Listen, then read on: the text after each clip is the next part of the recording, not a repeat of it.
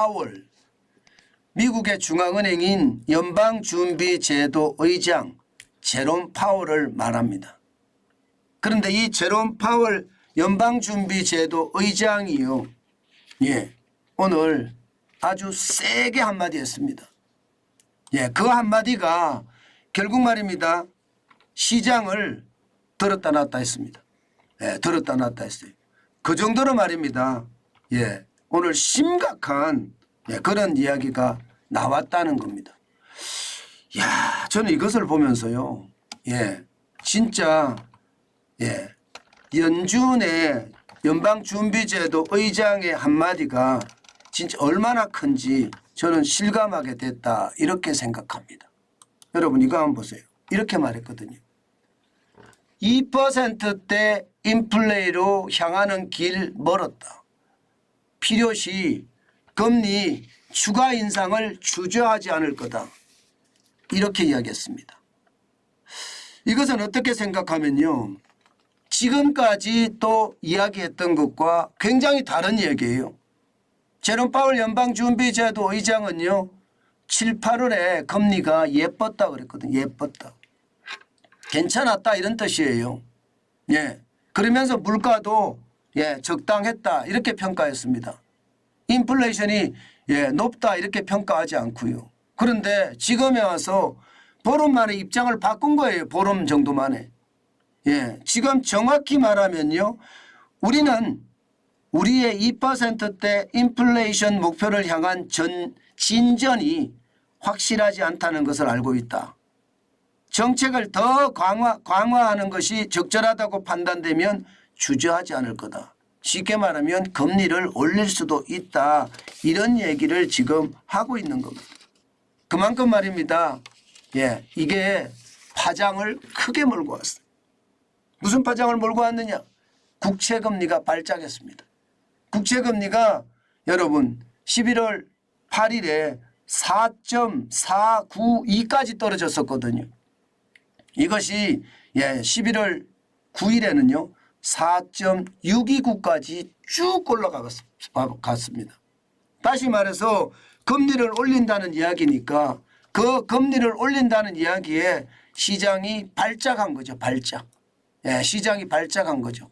그만큼 말입니다, 시장의 충격파가 컸다, 이렇게 이야기할 수가 있습니다. 이것을 보면서 말입니다, 시장은 늘 말입니다, 놀랄 거예요. 굉장히 놀랄 겁니다. 그 정도로 말입니다, 금리 발작이 일어나니까 그럴 수밖에 없겠죠.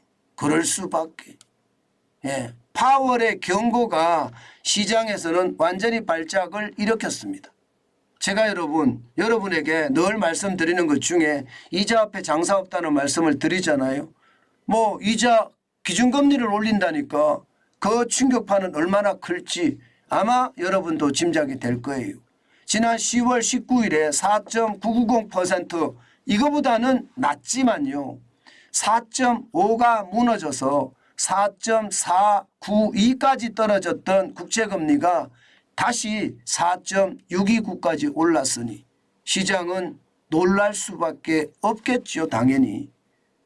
저는 당연히 놀랄 수밖에 없는 그런 구조라고 생각을 합니다.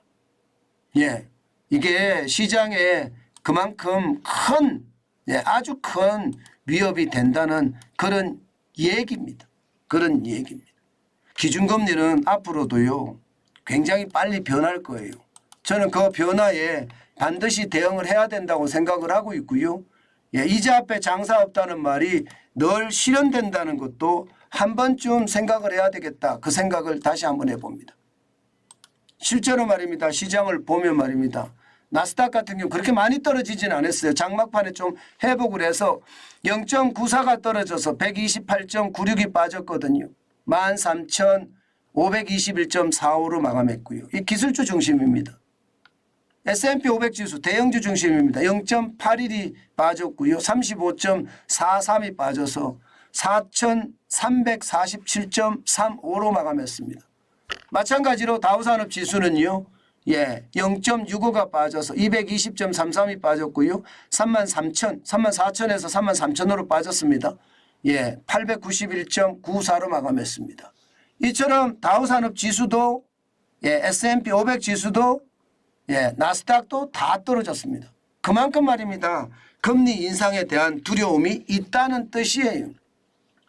실제로 말입니다. 금리 인상에 대한 두려움은 이거거든요. 여러분 보시는 것처럼 30년 만기 주택담보대출이라고 생각하시면 아주 편한데요. 이게 지난 10월 25일에 7.90%까지 올라갔다가 지금은 좀 떨어지는 추세거든요. 11월 3일에 7.86%까지 떨어졌고요. 11월 8일에는 7.61%까지 떨어졌거든요. 금리가. 그런데 이게 계속 떨어지겠느냐? 또 올라가기 십상이다. 이게 시장의 예상입니다. 그만큼 말입니다. 미국의 금리 인상은 끝난 게 아니다. 앞으로도 더 올라갈 수밖에 없다.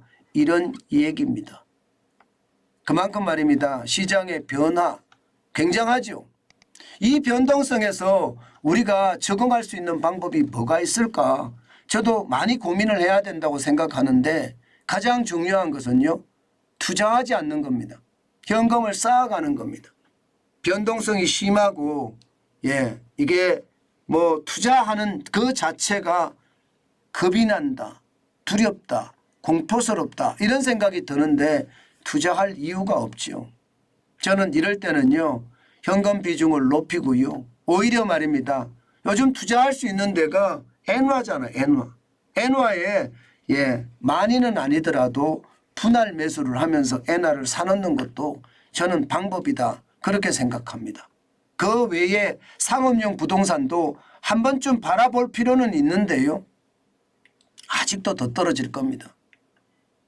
아니 뭐 자영업자가 임대해서 장사를 냈는데 생활비나 이득이 나와야 되잖아요.